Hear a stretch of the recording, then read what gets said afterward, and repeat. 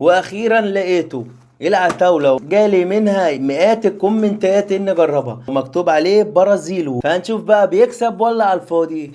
وكمان لقيت حاجة بتكسب ما كنتش لاقيها، فقلت اغتنم الفرصة واجيبها، سيلا كيك. وحطلك بقى ميات وامتينات وعيش يا باشا، ويلا بينا بقى نفتح الاتنين.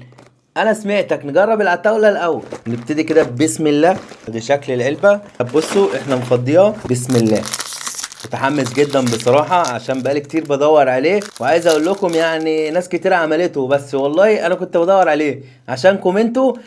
ايه واول واحد ده بص يعني، مش عايز اقول لك يعني كتر الفلوس. ايه ده 5 جنيه يعني كده، اول حاجة كسبناها 5 جنيه وبداية مبشرة قوي. ويلا بقى بينا ندوق بقى البسكوت اللي هم عاملينه كده اللي شبه البوزو دوت ونشوف طعمه. هو طعمه باين على شكله مش حلو خالص خالص. يلا بقى بسم الله التاني. لا فاضي، وده برضو فاضي، وده فاضي يا مسهل. لا لا لا لا لا لا لا لا لا. بصوا بقى 200 جنيه اهي شايفينها، بس ال 200 جنيه دي بقى بلاستيك مش حقيقية، عليها محمد صلاح كمان. اه اه اهي 10 جنيه مش حقيقية برضه، فاضية. والامل كله في ال5 دول. دي برضو فاضية. انا ليه نشف يا جدعان؟ هتضيع علينا الفلوس يعني، لا طعم ولا مكسب.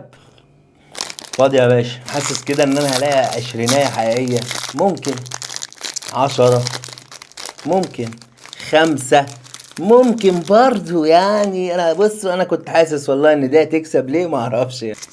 وادي تاني 5 جنيه بسم الله. فاضية فاضية. دي كانت علبة العتاولة وكسبنا منها كلها 10 جنيه.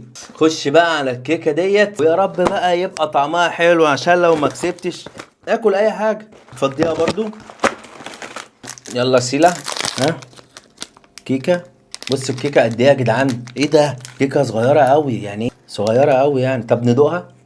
طعمها ضعيف قوي برضو. كيكة فاضية، رسم لنا 200 و300. فاضية برضو يا جدعان، فاضية.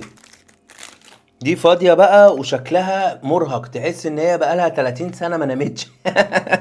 شكل الكيكة غريب يا جدعان بصراحة، ما يشجعش للأكل، بس انتوا اللي طلبتوا مني، انتوا اللي طلبتوا مني. فاضي فاضي فاضي برضه.